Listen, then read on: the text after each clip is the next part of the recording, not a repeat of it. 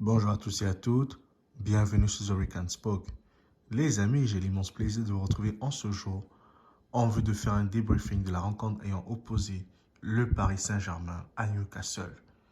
Un match contemple la cinquième journée de Ligue des Champions, un match de tous les dangers, un match au cours duquel le Paris Saint-Germain avait l'opportunité de se qualifier en cas de victoire et Newcastle d'assurer sa qualification ce soir en cas de victoire à condition que le Milan s'efface un résultat face au Borussia Dortmund, les amis.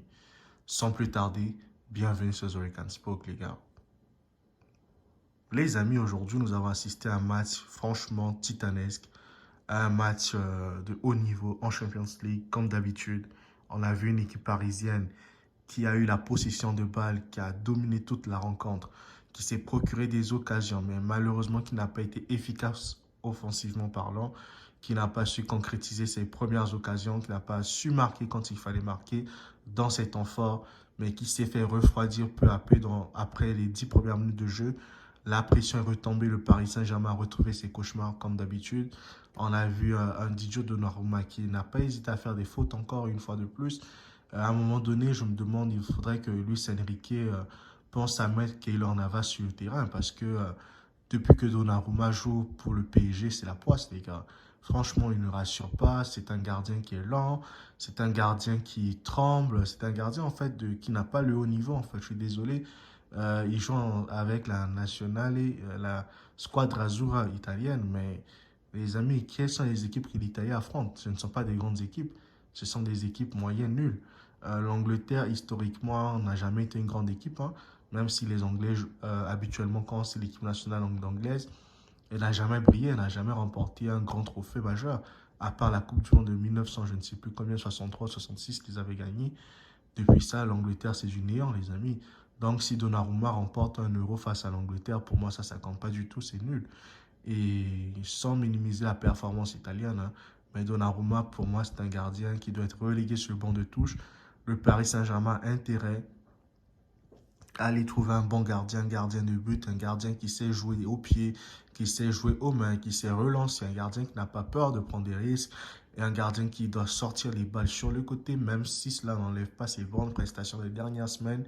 Il a fait des très beaux matchs, il a été franchement impliqué dans les dernières rencontres avec des parades mémorables, mais cela ne suffit pas car au haut niveau, ces parades qu'il fait en championnat ou je ne sais où ne comptent plus du tout dans le haut niveau et ça s'est payé cash aujourd'hui.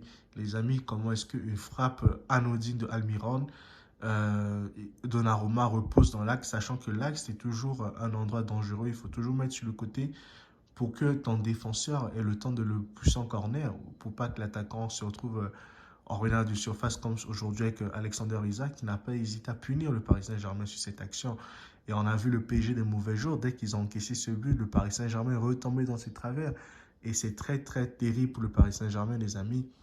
Je me demande est-ce que Luis Enrique va rester encore à la tête du PSG pendant longtemps parce que sa venue avait suscité beaucoup d'espoir, sa venue avait donné du bonus, du peps aux gens.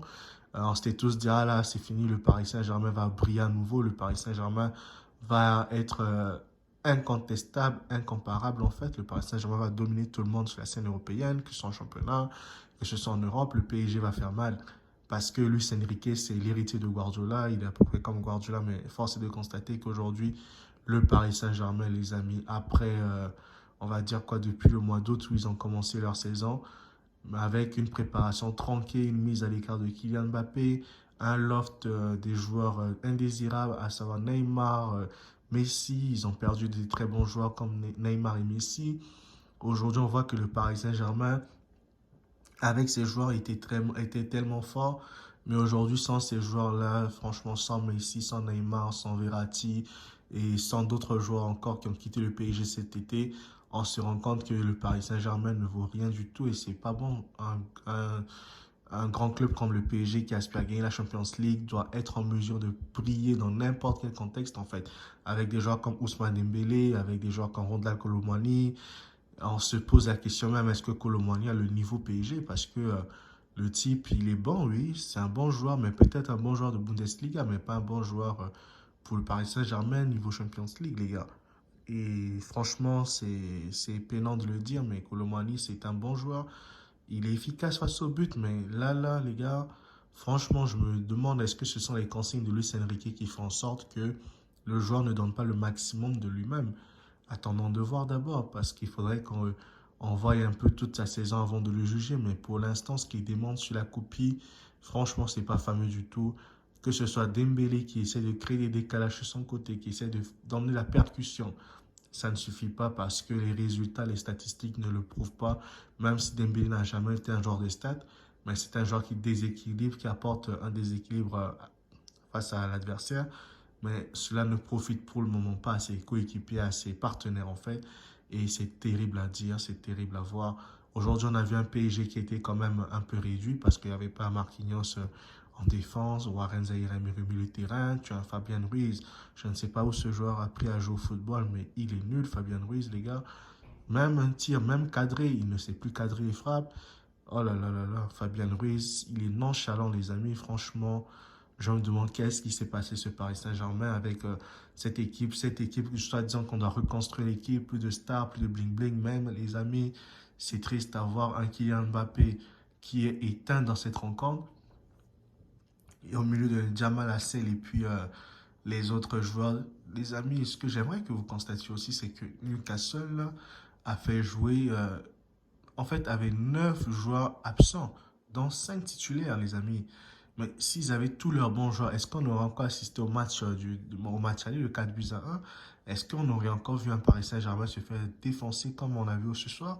Ben, je me pose des questions, les amis. Je trouve que c'est pas normal. Un grand club comme le PSG mérite d'être champion, mérite de briller sur la scène européenne, mérite d'aller de l'avant, mérite de créer de l'exploit.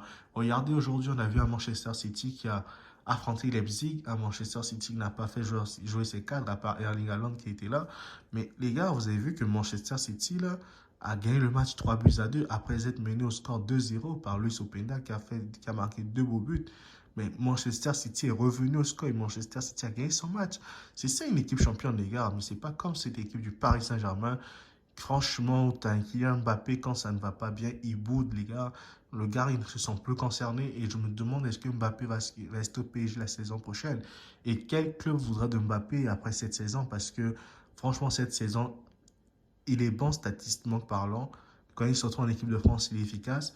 Quand il est au Paris Saint-Germain, il a ses matchs dans lesquels il répond présent. Mais sa gestuelle corporelle montre que le joueur n'est plus impliqué au PSG. Montre que le joueur n'est plus là pour jouer au football, en fait, pour le Paris Saint-Germain. Et il en a marre du résultat. Il en a marre de son efficacité offensive. Et il veut se fâcher avec les gens alors que Mbappé, tu as eu une belle occasion de but en début de match.